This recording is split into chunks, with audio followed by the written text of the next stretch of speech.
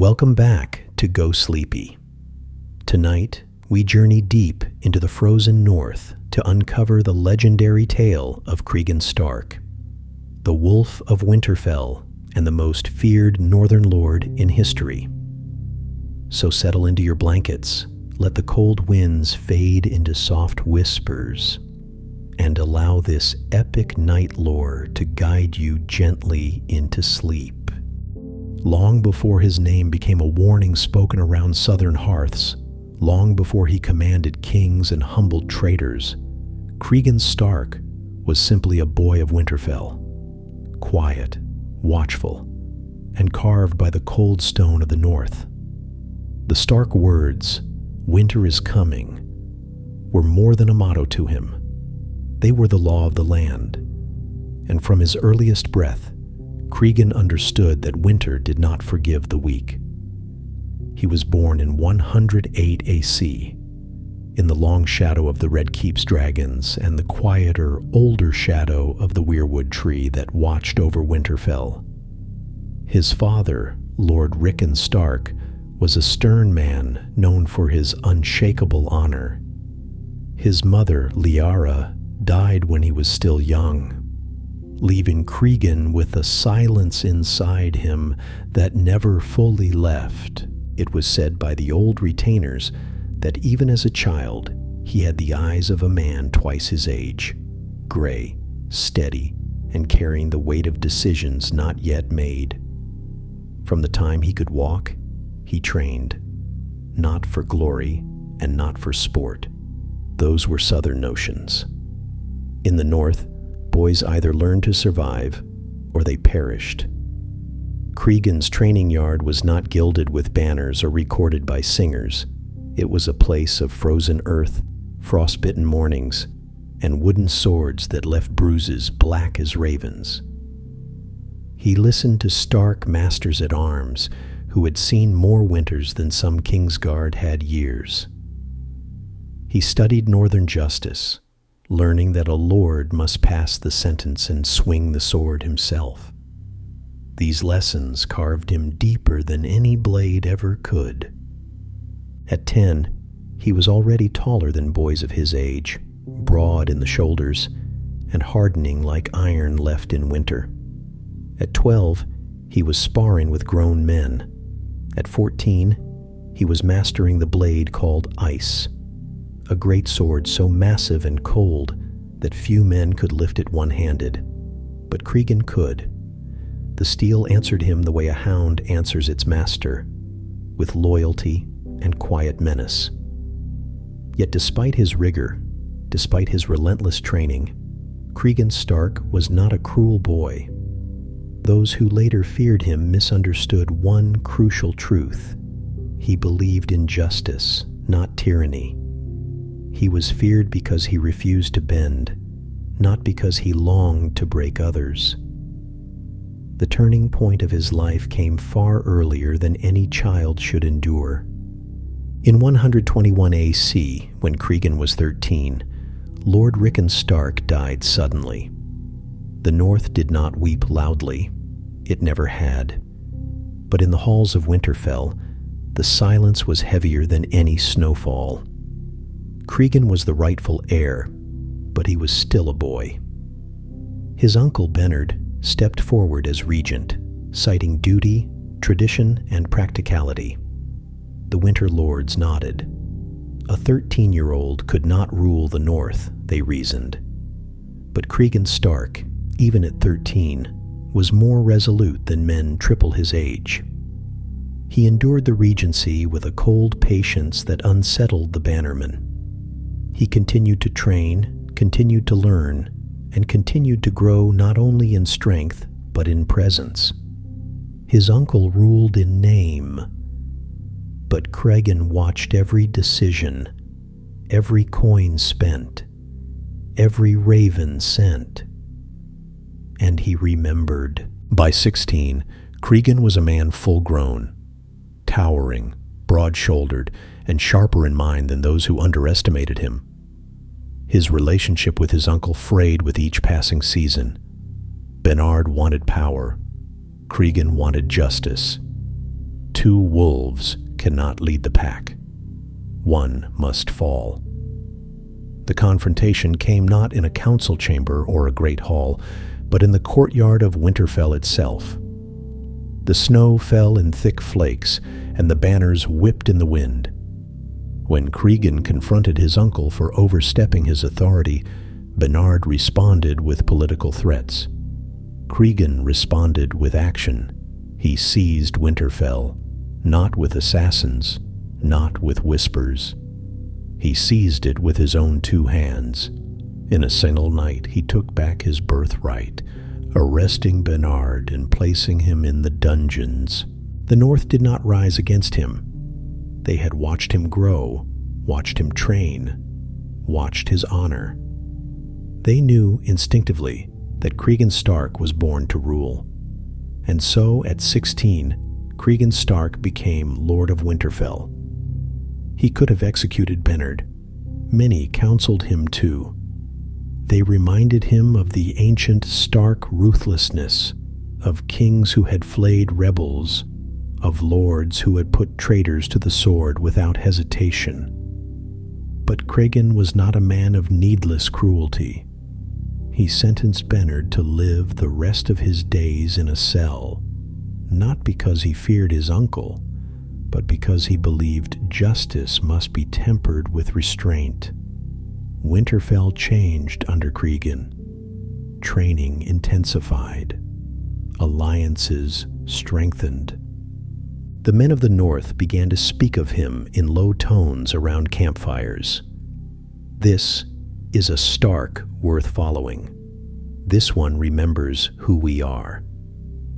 Though he was only 16, there was something ancient about him, like the old kings who ruled when the wall was young. But the world beyond the North was shifting. Dragons circled the skies of King's Landing. The Targaryen succession wavered. Whispers of conflict spread across the realm. And Cregan Stark, standing atop the battlements of Winterfell with snow swirling around him, watched the southern storms gather. He did not yet know it, but those storms would one day bring him into the heart of the greatest civil war Westeros had ever known. He did not know he would become a kingmaker. He did not know he would be granted absolute power over the realm. He did not know that history would come to call his rule over King's Landing the hour of the wolf. But Winter knew, and the North remembered. And Cregan Stark, the boy who had become a lord, was ready. Cregan Stark was 16 when the first raven came from Dragonstone. Its message was short, formal, courteous, but heavy with southern unease. It bore the words of Prince Jacaerys Velaryon, heir to Princess Rhaenyra Targaryen, and it requested what few Southerners ever dared ask of Winterfell: friendship. Cregan had expected this. He had seen the storm coming long before any raven crossed the neck. The Targaryens were splitting in two, their dragons turning against each other, and the realm quivered like a shield under a hammer's blow. All they needed was a spark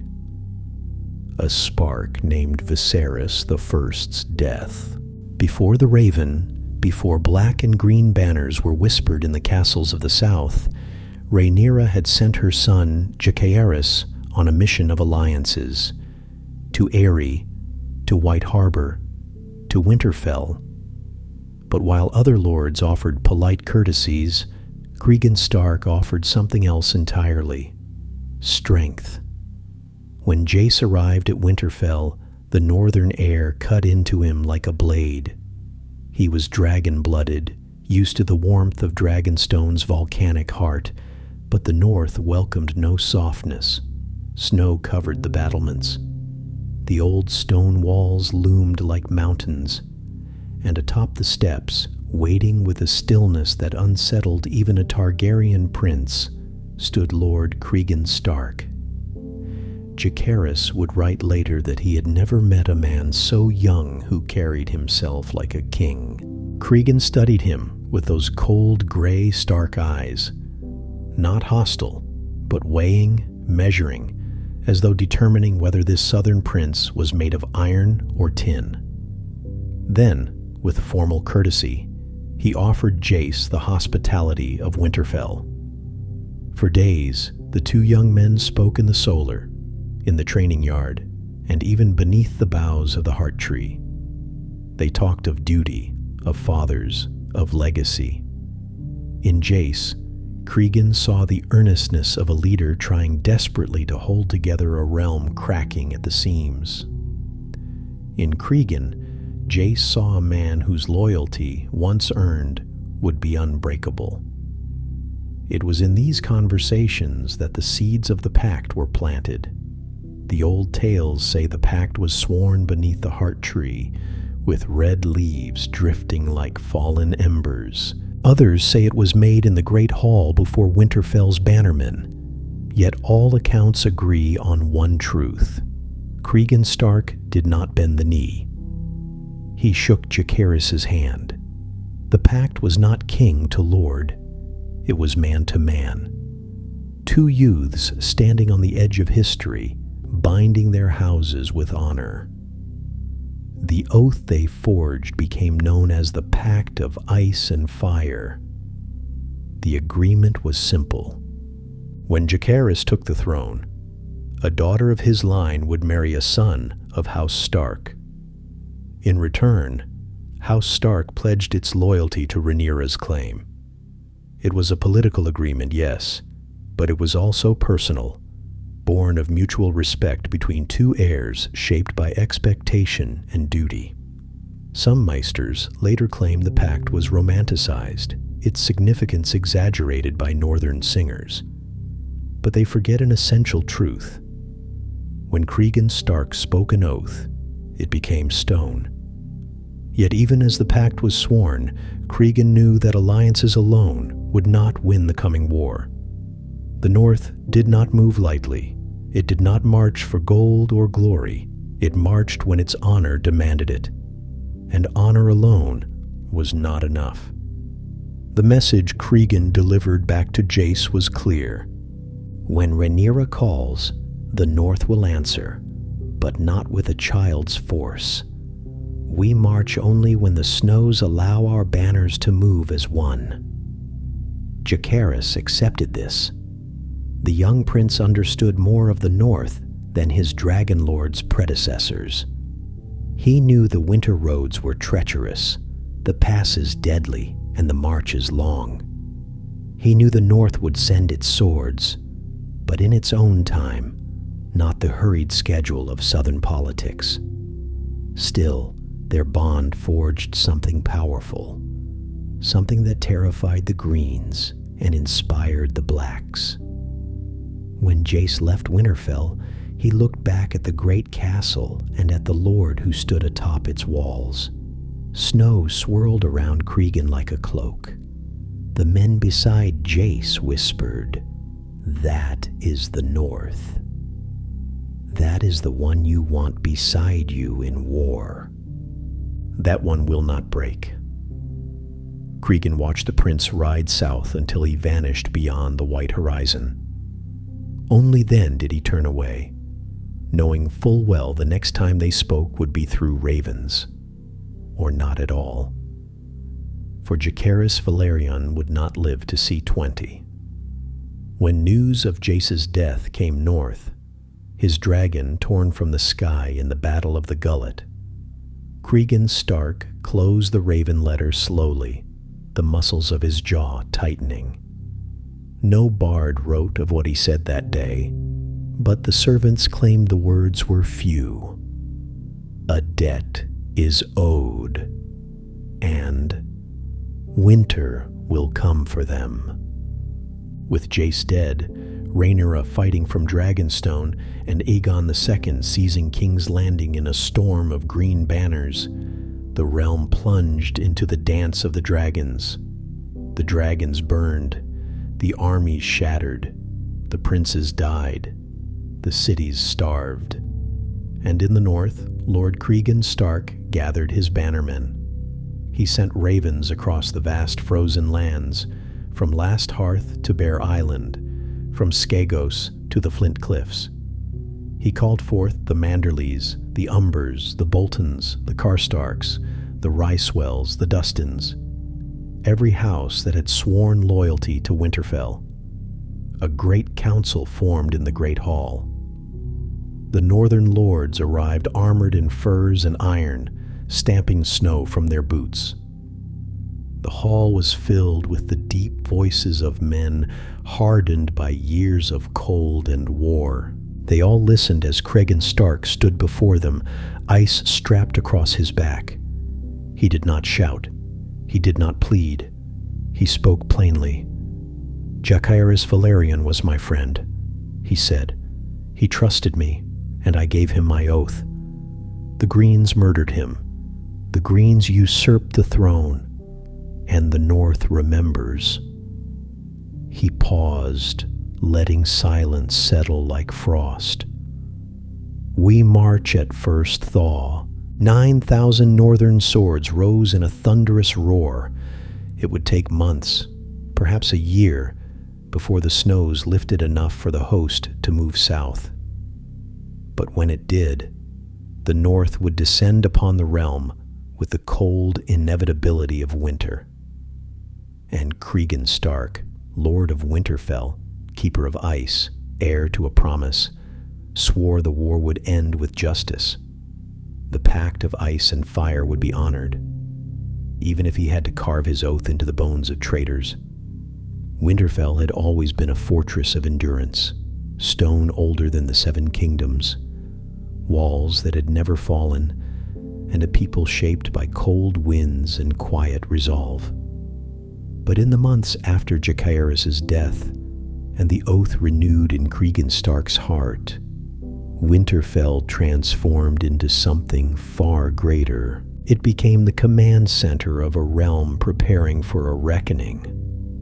For centuries, the North had walked its own path, distant from the quarrels and intrigues of the southern courts.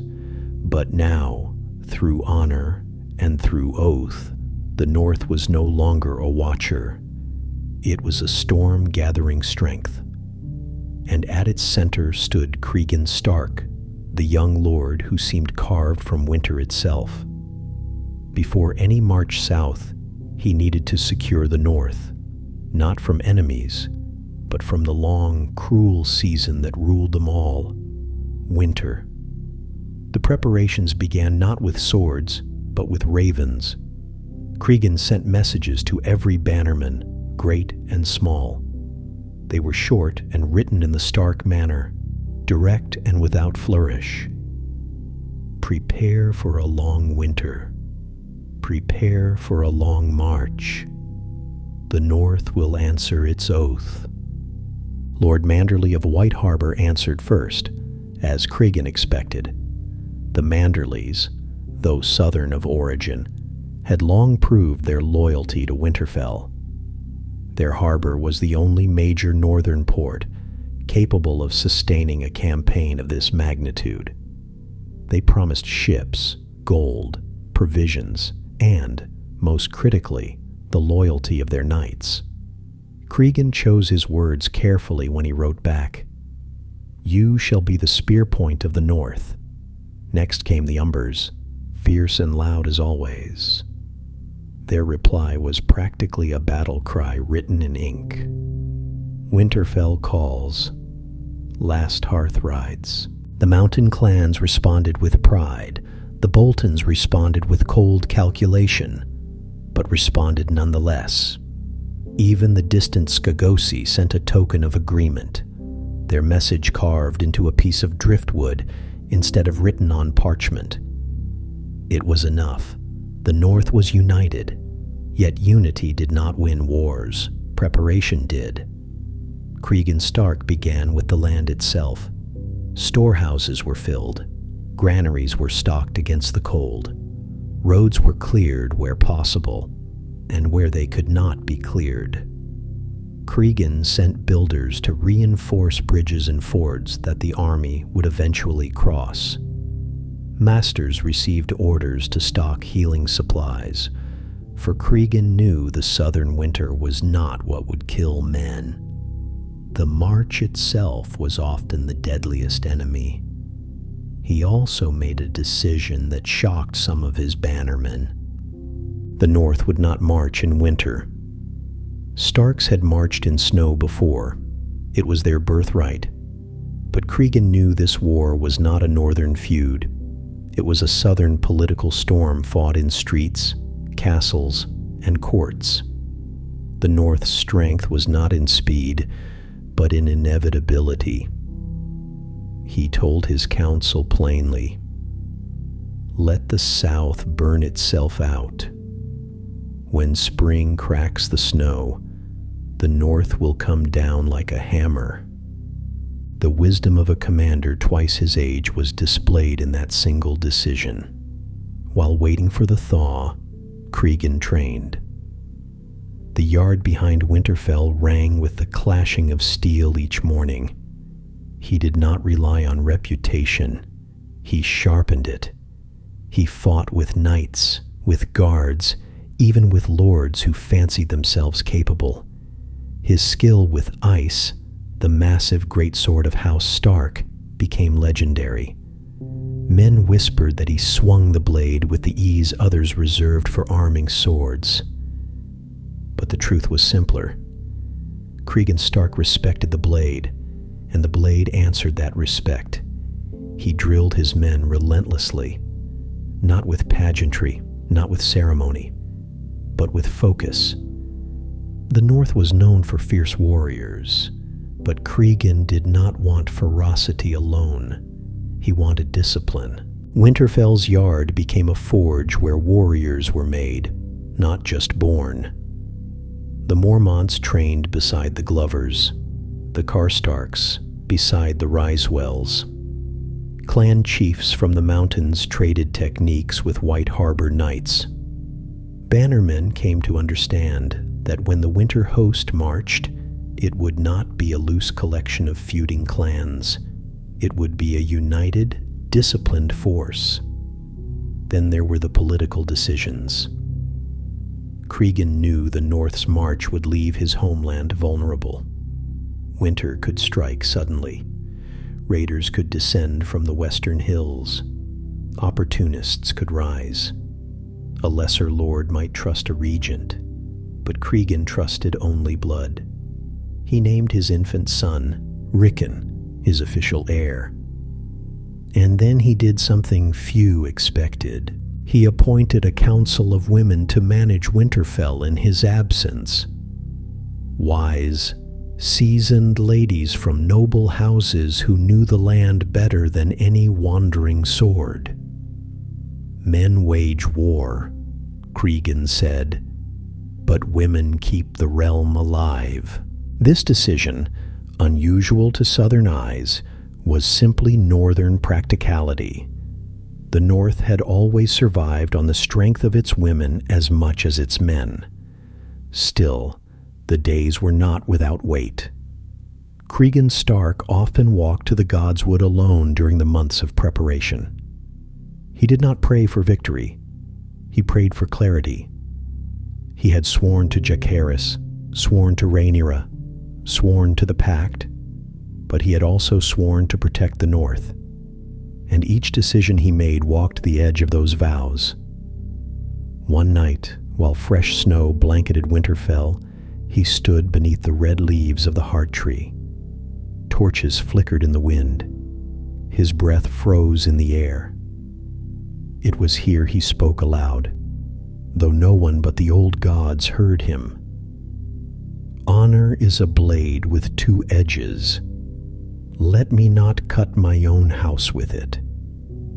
But if the old gods feared that, they gave no sign.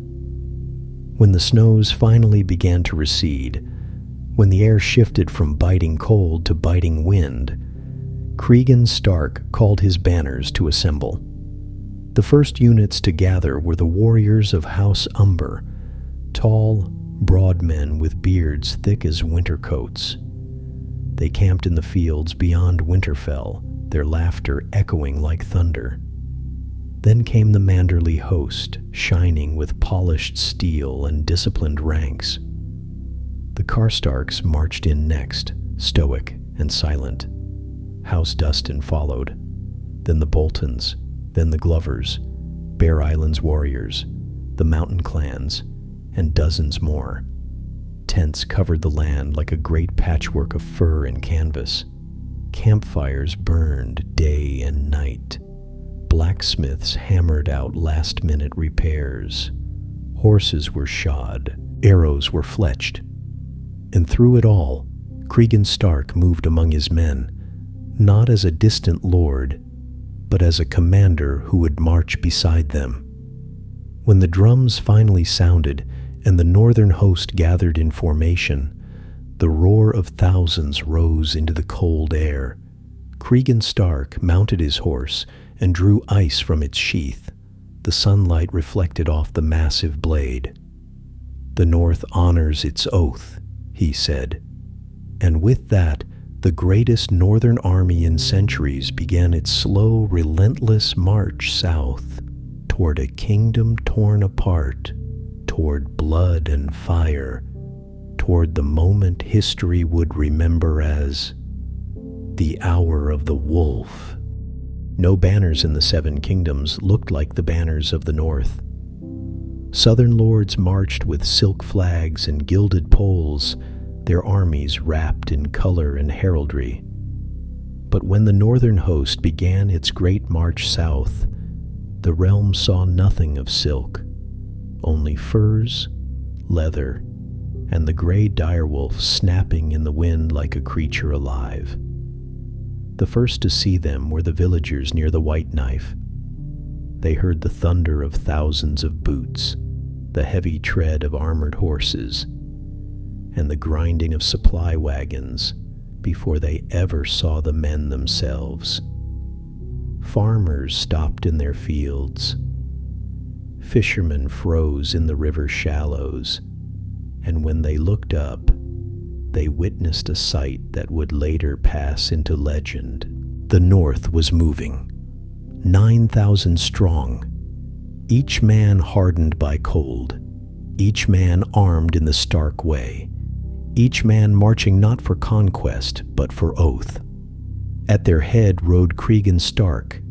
Even among his own army he was unmistakable, broad-shouldered, tall, and carrying ice strapped across his back.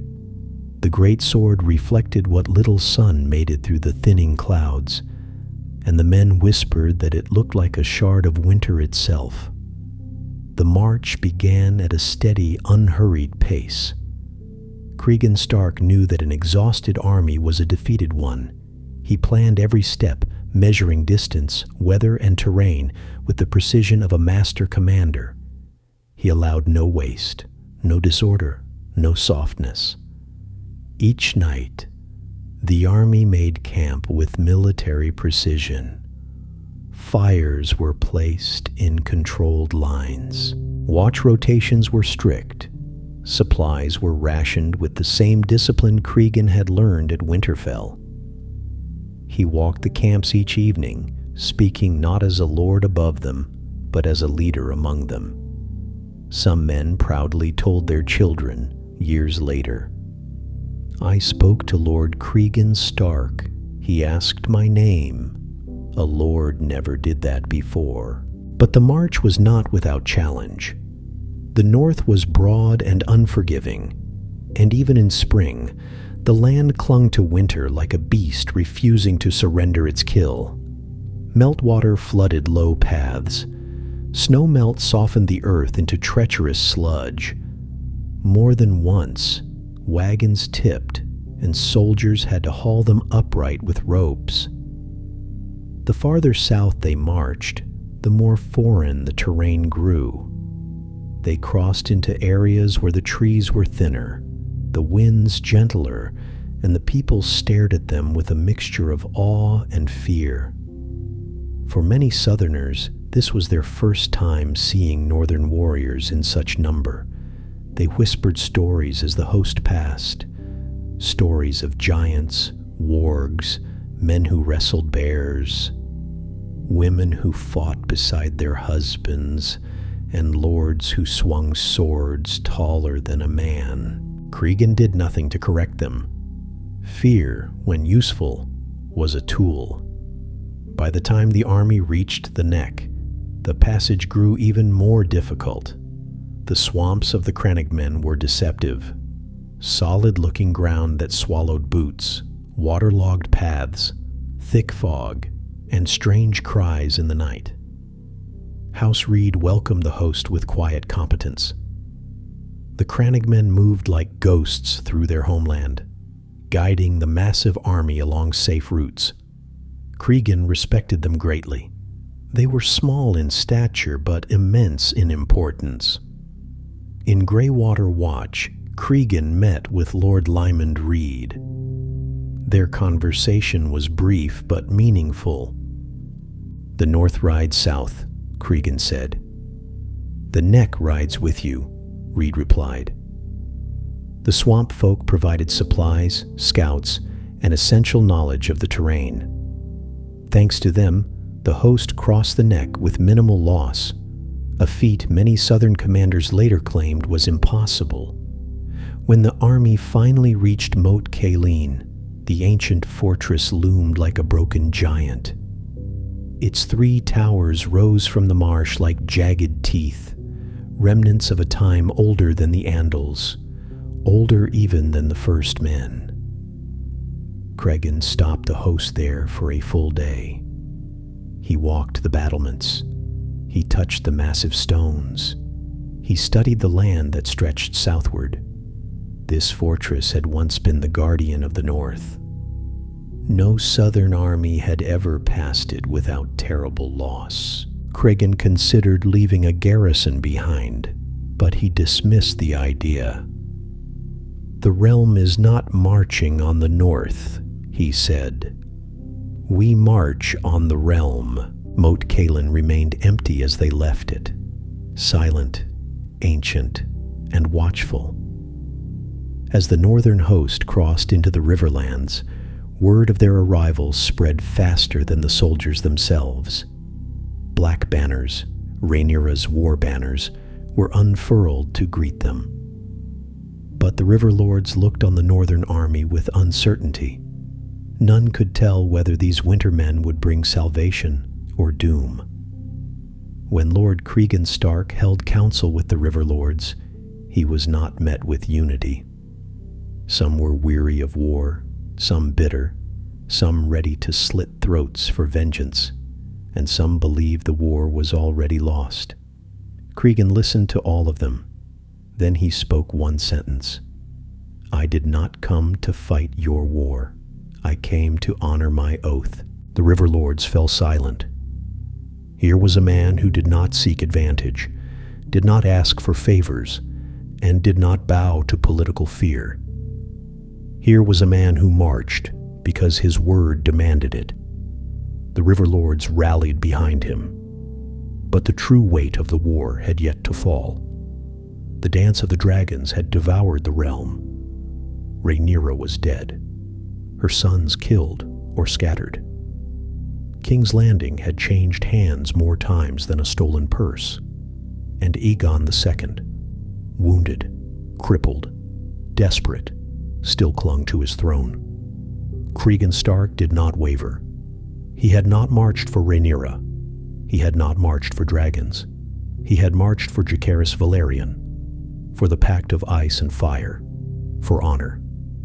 At Harrenhal, the northern host rested briefly. The ruined castle, scarred by dragonfire centuries old, stood as a reminder of the power that once ruled Westeros.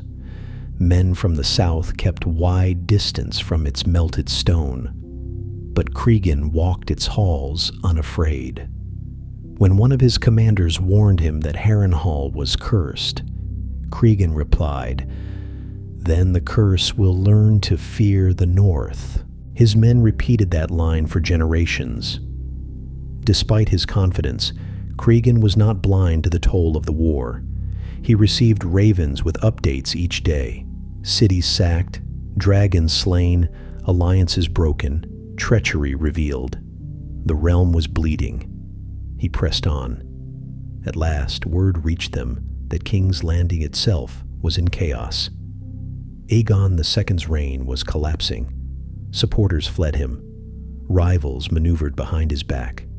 The Greens were fracturing. It was time. Cregan Stark ordered the final march.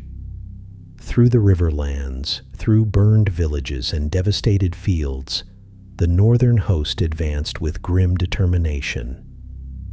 They passed small folk who bowed. They passed soldiers who saluted. They passed lords who stepped aside. All the realm watched as the Wolf of Winterfell descended upon King's Landing. And though no one yet knew it, the moment Cregan Stark entered the capital, Westeros would face the most honorable and most terrifying rule it had ever known. A rule that would last only 1 week. A week the realm would never forget. A week known forever as the Hour of the Wolf. King's Landing had never seen an army like the one that approached its gates. The southern sun glinted off helmets rimmed with frost. The beat of northern drums echoed like thunder over the black water. And as the gray direwolf banners crested the final rise, the capital fell into a hush deeper than fear. For generations, the realm had spoken of the north as something distant, cold, and formidable, but few had ever faced its might firsthand. Now 9,000 northern warriors stood within sight of the Red Keep, and at their head rode a lord as resolute as ice itself. Cregan Stark had come to fulfill his oath, but he arrived not as a conqueror hungry for power, nor as a sellsword seeking coin. He came as the executor of justice, and the realm, broken, fractured, desperate, was about to learn what northern justice truly meant. The fall of Aegon II. Before Cregan even reached the city gates, word spread. Aegon II Targaryen, last claimant of the Greens, had been found dead, poisoned by his own council. No glorious duel, no dragonfire retribution, no victorious march into the throne room. The war had ended not with a roar, but with a whisper. Cregan Stark's host entered a city drowning in confusion. Streets were filled with rumors. Some claimed Aegon had been assassinated by Rhaenyra's remaining loyalists. Others that his own men had turned on him, and still others whispered of foreign agents. Cregan listened to none of it. He cared only for the truth. He cared only for justice. That night, he walked into the Red Keep for the first time. It stank of smoke and fear and desperate politics. Lords crowded the shadowed halls, whispering like frightened birds. Courtiers stared at Cregan as though winter itself had stepped into the throne room. They expected him to kneel. He did not. He strode forward, ice strapped across his back, and spoke with quiet command. Who killed the king? The small council attempted to negotiate, to stall, to delay. They tried to greet him with titles and pleasantries, hoping ceremony would defang him. But Cregan Stark was not a man of ceremony. He was a man of action, and King's Landing soon learned the difference. The wolf seizes the capital. Cregan declared that until the truth of Aegon II's death was uncovered and justice served, he would assume control of the city, not as king, not as conqueror, but as hand of the king to the rightful heir, Rhaenyra's young son, Aegon III. Some Greens protested, some Blacks doubted, some hoped to manipulate him. They all learned their error within hours. Cregan Stark summoned the entire city guard. He reorganized their command. He stationed northern soldiers at key points throughout the capital. he placed the Red Keep under strict control. For the first time in living memory, King's Landing ran with absolute order. No looting, no riots, no assassinations, no backroom politics. The city shuddered as walls were inspected, gates reinforced, and watch rotations replaced. Where Southern politics brought chaos, Northern discipline brought stark clarity. The people said, "The city feels colder. No crime tonight. The wolf walks the keep. I have never felt safer. I have never felt more afraid." Within the hour, the Greens realized the truth. Cregan Stark ruled the city. And he did so with a calmness more frightening than any tyrant's rage. This moment marked the beginning of the legendary period known as the Hour of the Wolf. The accused are gathered. Cregan ordered the arrest of everyone connected to Aegon II's final council, Larys Strong, the manipulative clubfoot whose whispers had fueled the dance Sir Giles Belgrave, Sir Rickard Thorne, Sir Marston Waters, and several other men known to have been part of Aegon's inner circle. Even men who had switched allegiances at the last moment were not spared. No plea of loyalty could erase past crimes. No Southern politicking could muddy the truth. Cregan's justice was not blind. It was focused. The accused were brought before him in the Great Hall, now stripped of its banners and filled with the stern presence of Northern warriors. Ice stood planted in the stone floor beside him, gleaming like a frozen river. The lords and ladies of King's Landing waited for blood. They had grown used to executions driven by rage and vengeance. But Cregan Stark was not a Southern lord. His voice carried no hatred, only certainty. "You will receive a trial." A murmur spread through the hall. A trial? After years of war? After the murder of 2 monarchs? But Cregan continued. "The realm deserves truth, not excuse. Justice, not whispers. Confession, not rumor." He appointed judges of unquestionable neutrality, including Lord Riordan Tyrell, Lord Roland Westerling, and others from houses untouched by the worst treacheries of the dance. To the shock of many, even some who had fought for the Greens were invited, so long as their own hands were clean. This was not a purge. This was a reckoning, and it belonged only to the North. The city reacts to the wolf. The reaction was instant. To the small folk, Cregan Stark became a symbol of stability. To the nobles, he became a force beyond their influence. To the lords, he became a reminder that honor, once awakened, was more terrifying than any dragon. No bribes influenced him. No pleas softened him. No threats intimidated him. One courtier said, "I have seen mad kings, cruel kings, weak kings, but never have I seen a man who ruled because he had to, not because he wished to." Northern soldiers patrolled the streets with quiet discipline.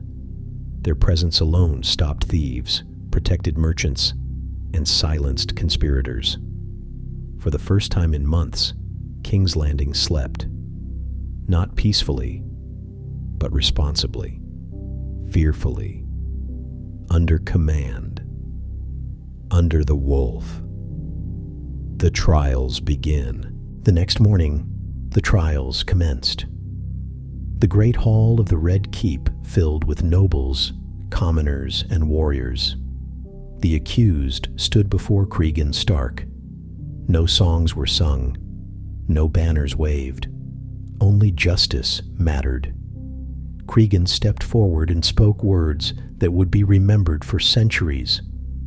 "Let the truth be spoken, and let the sentence be mine."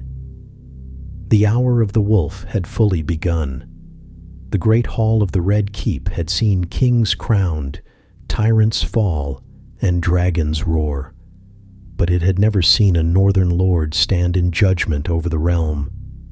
When Cregan Stark took his seat at the front of the hall, the air changed. Not because he raised his voice, not because ice gleamed like frozen moonlight beside him, but because everyone present understood a single truth. This man could not be bought, swayed, or intimidated. Justice would be delivered, not performed. Before him stood the accused, the men responsible for poisoning Aegon II, the last Green King.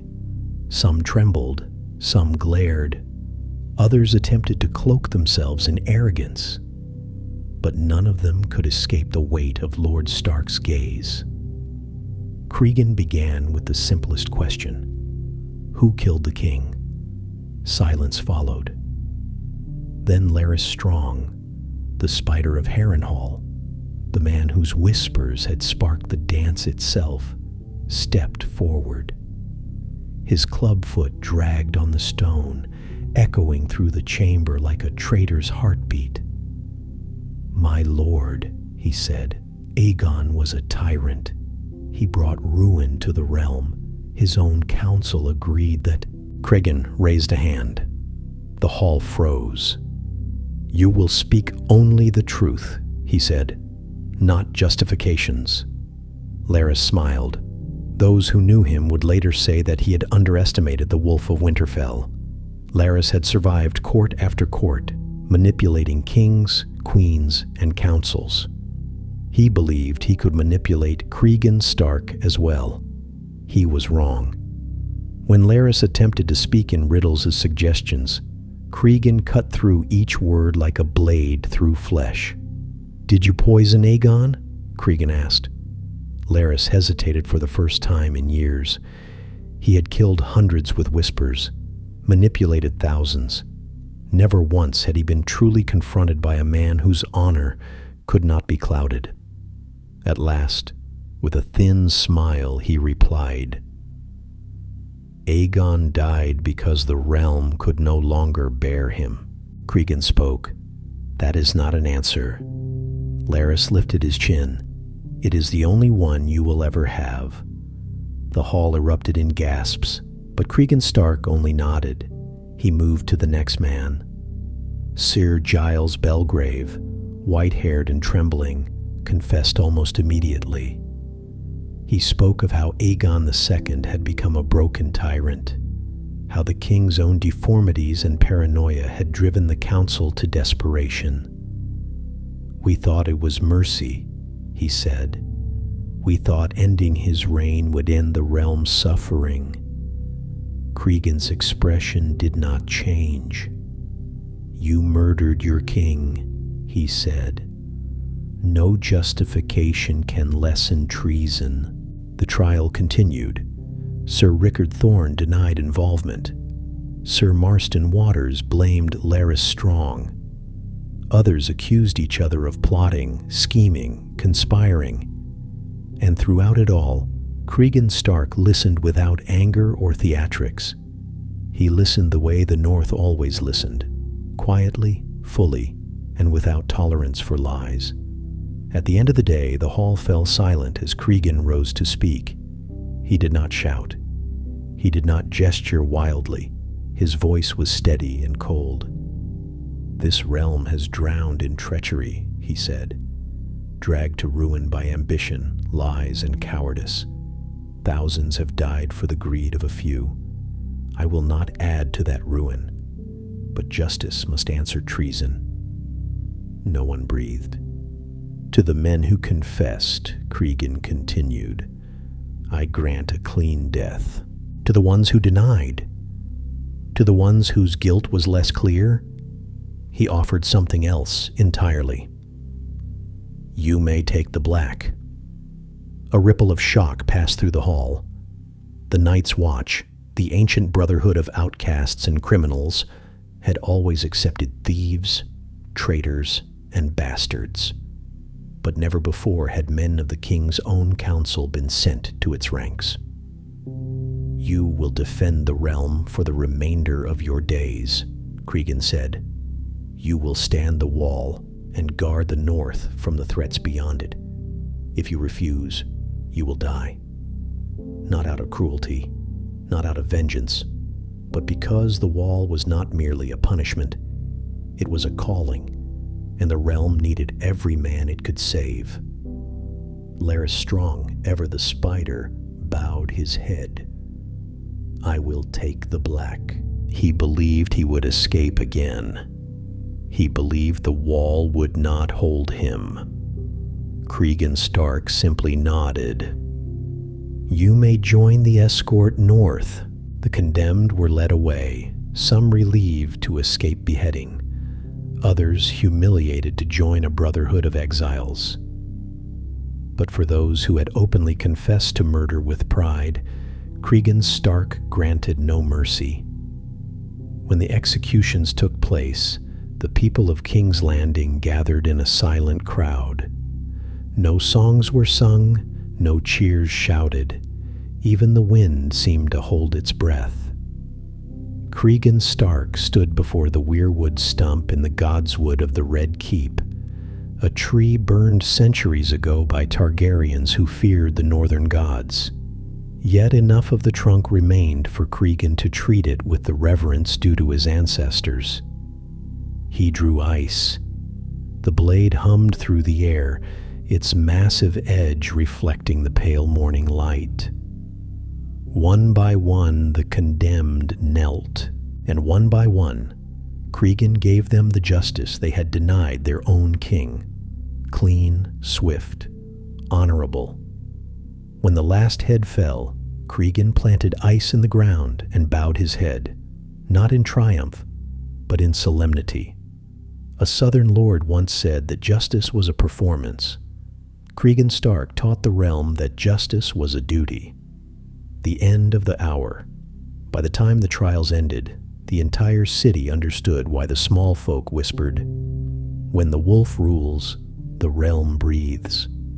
Crime vanished, treachery froze, order returned, and as suddenly as it had begun, the hour of the wolf came to an end.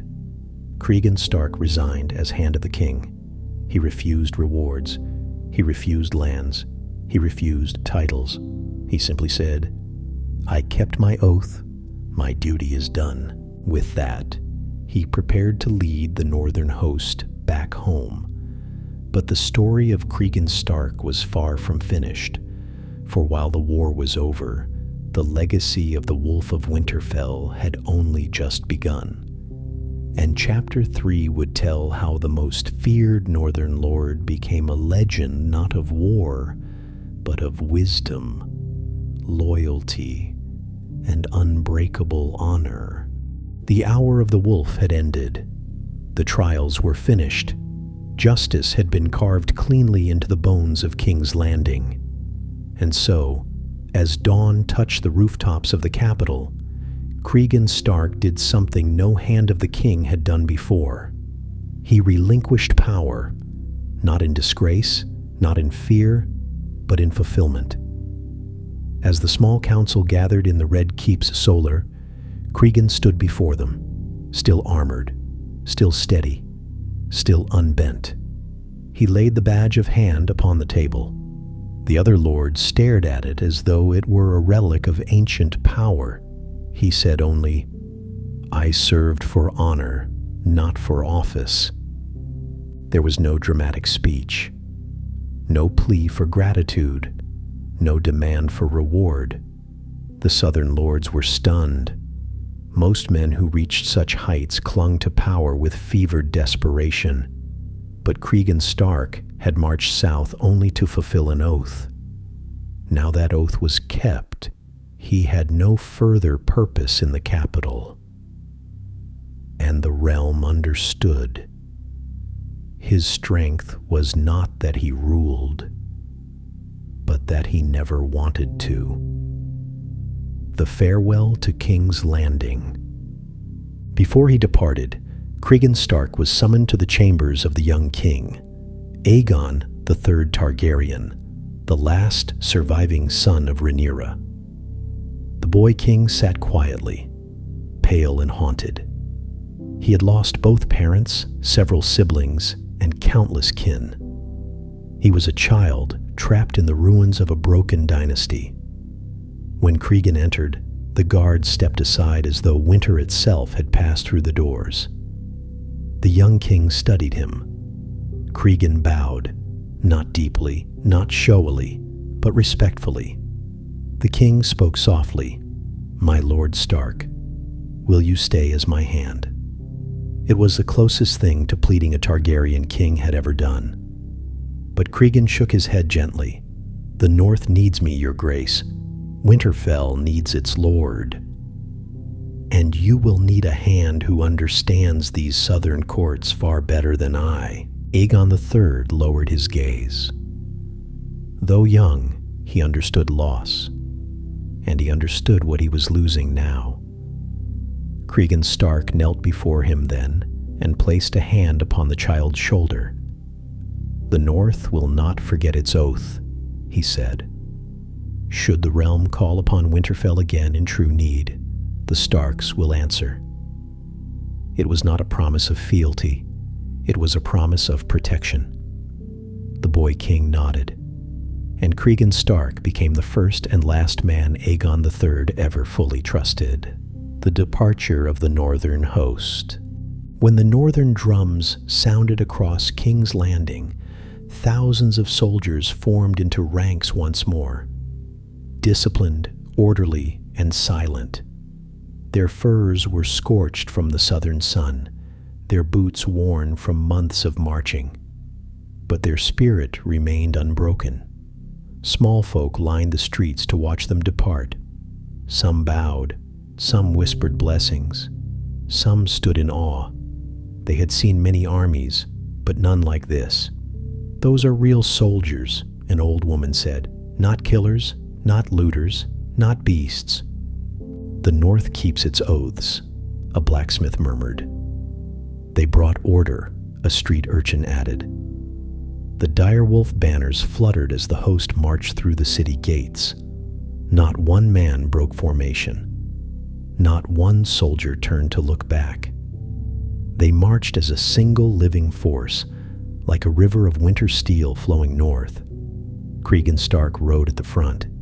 His face gave no hint of triumph or sorrow. He was simply returning home. The realm watched them go and whispered, "For 1 week, we knew justice. For 1 week, the wolf ruled. May the gods preserve us if he ever returns in anger." The escort to the wall. Not all men marched north as free soldiers. In chains walked the condemned who had chosen the black, the traitors of Aegon II's council, escorted by northern warriors to the night's watch. Cregan Stark himself oversaw their departure from the capital. He handed them over to a sworn brother of the watch, ensuring tradition and law were respected. Larys Strong was among them. He limped beside the others, his face unreadable. He gave Cregan a mocking half-bow. "Lord Stark," he said, "even in disgrace, I see that men obey you." Cregan regarded him with a calm, cold expression. "I do not seek obedience," he replied. "Only truth." Larys smiled faintly. "Then you are the rarest man in this city." He turned away, and the jailers moved him along.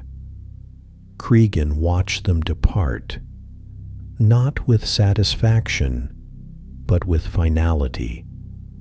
The wall would decide their fates now, and the wall was a harsher judge than any man.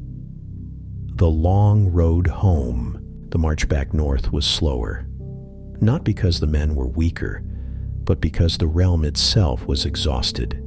Fields were burned, roads destroyed, villages abandoned. The dance of the dragons had left scars that would take generations to heal. But the North marched with patience. Cregan Stark insisted on helping villages they passed, repairing bridges, clearing roads, and supplying grain to starving towns. It shocked the river lords, bewildered the crown's officials, and moved the small folk to tears. "Why?" a southern lord asked him once. "Why waste time helping these people? You owe them nothing." Cregan replied, "They are part of the realm my friend died for." The river lord understood nothing, but his men understood everything. Through the riverlands, through the bogs of the Neck, through the cold winds waiting at Moat Cailin, the northern host marched steadily home. And every step northward, Cregan remembered Jacaerys Valerian, his friend, his equal, the man to whom he had sworn the Pact of Ice and Fire. Though Jace was dead, the pact lived in Cregan's heart. Perhaps someday a Stark would marry a Targaryen daughter. Perhaps someday their lines would join. Perhaps the promise of unity between ice and fire would rise again. Only time would tell. Return to Winterfell. When Winterfell finally rose on the horizon, gray, ancient, and unchanging, many soldiers wept quietly. Home was a rare blessing during war. As they crossed the gates, the people of Winterfell erupted in shouts and tears. Mothers embraced sons, fathers lifted daughters, brothers clasped arms. Even the stoic northern men cracked smiles beneath their beards. But Cregan Stark, he dismounted, brushed the snow from his cloak, and walked straight to the Godswood. There, beneath the great heart tree, he knelt. He did not pray for glory. He did not pray for victory. He prayed for the strength to protect the North. Winter was coming, always, and he would be ready. The hour of war had passed. The march home was complete. The northern host disbanded to hearths and families, and Winterfell, ever steady, welcomed its lord back into its ancient halls. But a strange thing happened in the weeks following Cregan Stark's return. He did not rest. He rebuilt. The North after the dance. The war had not ravaged the North the way it had shattered the Riverlands or Stormlands, but the long winter months had taken their own toll. Roads were frostbitten. Trade routes had grown thin. Crops had been stored too tightly in expectation of war. People survived, as Northerners always did, but survival was not enough for Cregan Stark. He wanted strength. The hour of Southern justice was done, but the hour of Northern renewal had begun. Cregan walked every corner of Winterfell as though seeing it anew. Its towers, its barracks, its smithies, its training yards. He inspected the walls, stone by stone, spoke with the old master-at-arms, listened to the stable hands, questioned the young soldiers. He asked one question most often. "What do you need to make the North stronger?" They told him. Cregan listened, and then he acted. The Stark who ruled like a king. Though Cregan never sat on the Iron Throne, the way he ruled Winterfell was more kingly than many monarchs. His authority was unquestioned, his decisions relentless. First, he fortified the North. He strengthened Moat Cailin, repairing its towers, reinforcing its causeways, and placing a permanent rotation of Northern Rangers there. For centuries to come, no Southern army would even consider pushing into the North without remembering the wolf who rebuilt the ancient gateway. Next, he expanded Winterfell's forces. Cregan trained a new generation of men, boys who had watched their fathers march south and return hardened, disciplined, united. Under his leadership, Winterfell's yard became a center of northern martial excellence. The Umbers sent their strongest. The Karstarks sent their most disciplined. The Manderleys sent knights willing to learn northern ways. And Bear Island sent women who fought with such ferocity that Cregan honored them openly. Winterfell became more than a castle. It became a proven ground. Old lords would later say, "Under Cregan Stark, the North learned to fight as one." The justice of the North. Cregan did not rule only with strength. He ruled with fairness. In the years after the dance, the lesser houses came to him with disputes, border claims, marriage complications, trade disagreements, accusations of poaching, and everything in between. He heard them all, and his verdicts became legend. He did not always choose the strongest party. He did not always favor the most loyal house. He chose what was right. A story often told around northern hearths goes like this. A minor lord accused a poor crofter of stealing a horse. The crofter swore he had only taken it to rescue a child trapped in a snowstorm. The lord demanded harsh punishment. Cregan listened to both men. Then he said, "The man who saved a child is no thief. The man who demands punishment for heroism is no lord. He fined the lord instead." Another tale speaks of a band of outlaws who raided northern farms. Instead of hanging them outright, Cregan studied their motives. He learned they were starving ex-soldiers abandoned after the war. He offered them a choice.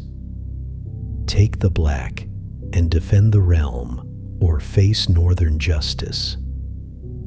They chose the wall, and many of them, hardened by Cregan's discipline, became some of the most loyal brothers in the Night's Watch. The Stark family line. In time, Cregan's personal life grew as deeply intertwined with northern politics as his leadership.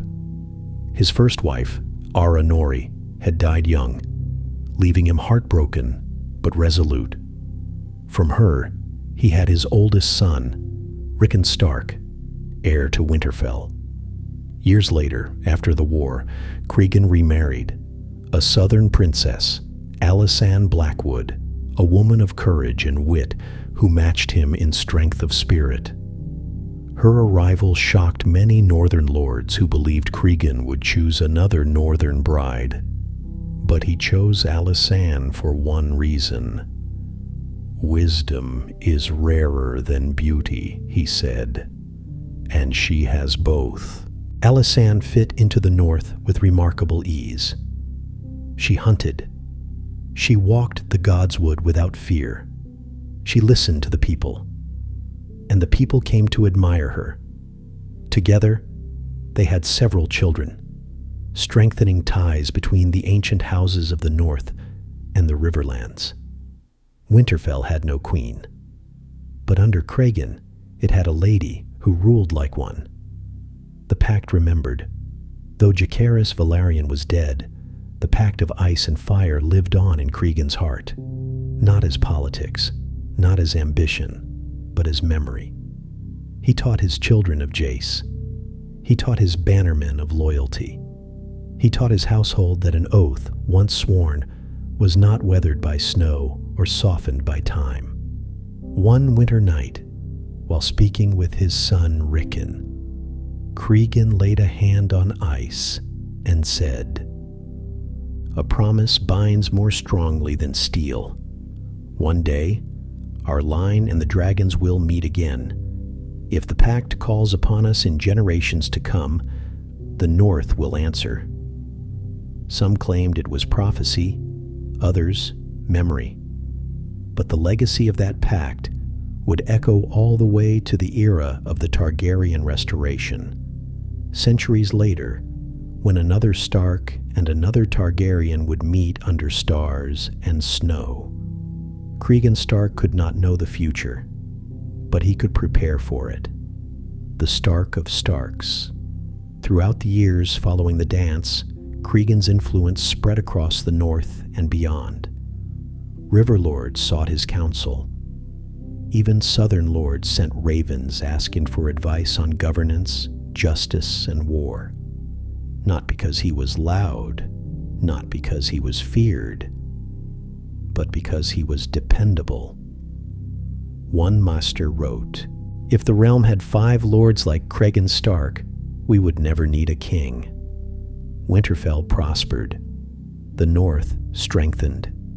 Peace settled across the land like fresh snow.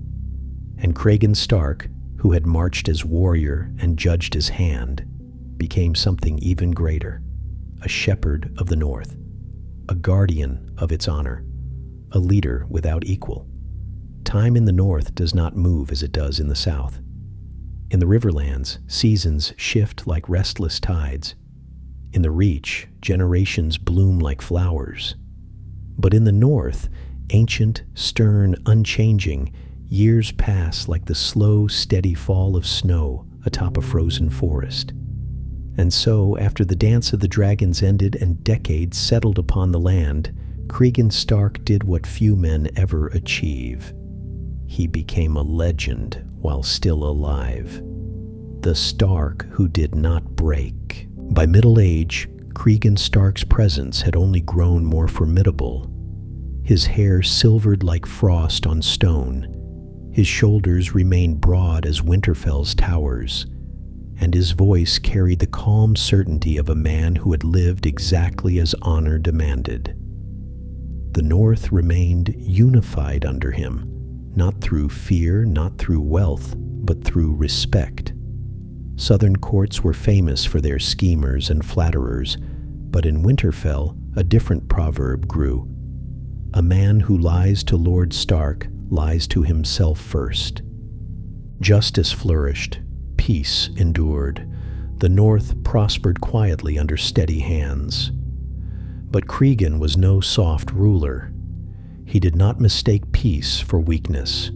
He expanded ranger patrols beyond the wall's shadow, reinforcing ties between Winterfell and the Night's Watch. He strengthened trade with White Harbor and ensured each northern house kept enough grain to survive even the longest of winters. Every decision served one purpose: make the North unbreakable. The wolf who returned to King's Landing. Many years after the Hour of the Wolf, Cregan was summoned south once more, this time not for war, but for marriage diplomacy. Aegon III Targaryen, now a grown king still haunted by childhood trauma, sought a bride from Cregan's extended family. Lord Stark traveled to King's Landing again, though with a smaller host. His arrival drew shock even from lords who had never witnessed the Hour of the Wolf, but had grown up hearing stories about it whispered in fearful awe. He greeted the king with the same respect he had shown the boy he once comforted. "Winterfell stands with you, your grace," he said. Aegon III smiled faintly, one of the few recorded smiles he ever gave. The realm still whispered of the justice Cregan Stark had brought decades earlier. Even now, his presence in the Red Keep made courtiers straighten their backs and choose their words with care. But Cregan had no thirst for power. He came only to oversee the arrangements for Aegon's bride, who was part of his own extended Stark lineage through marriage ties. The wedding secured an unusual bond, a trace of northern blood in the Targaryen line, a whisper of ice in the veins of fire. When the negotiations were complete, Cregan bowed to the king and left King's Landing for the final time.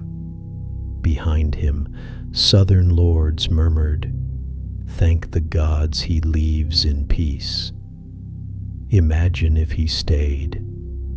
He is the only man who ever ruled this city properly."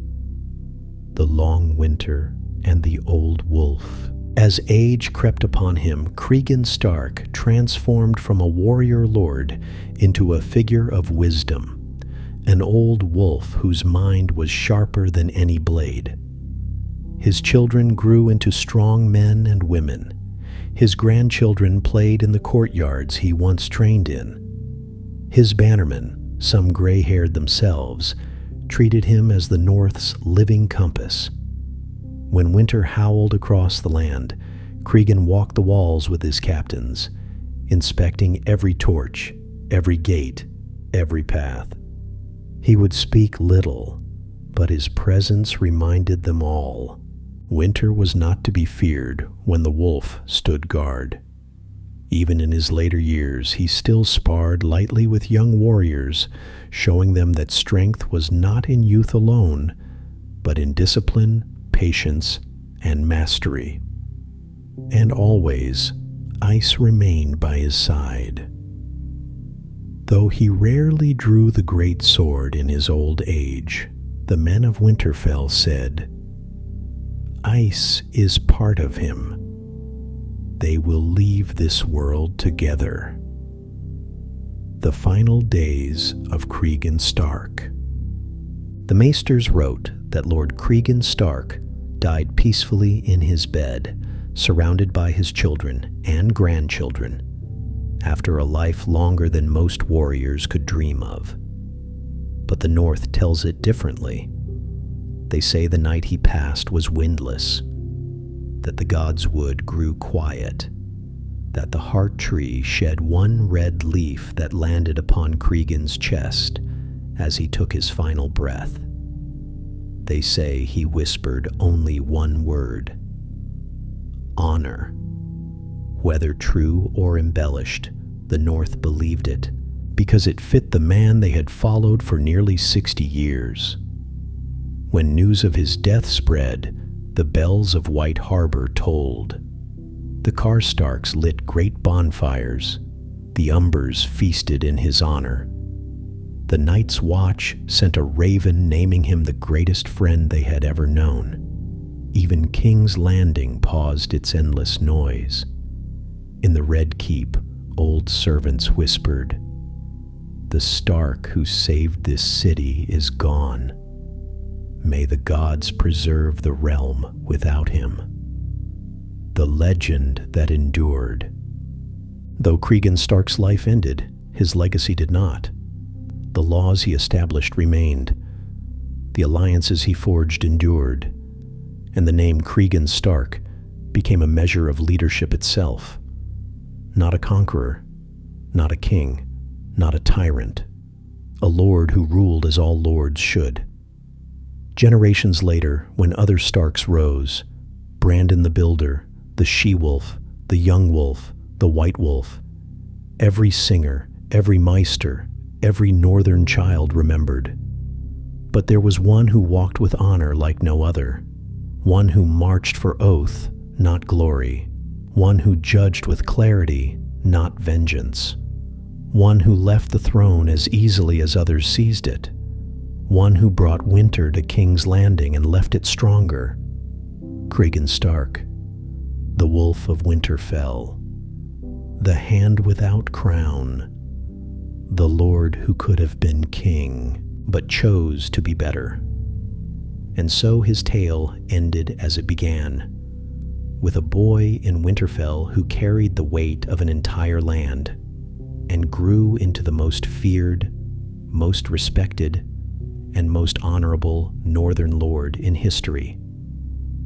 The North remembers him, and always will.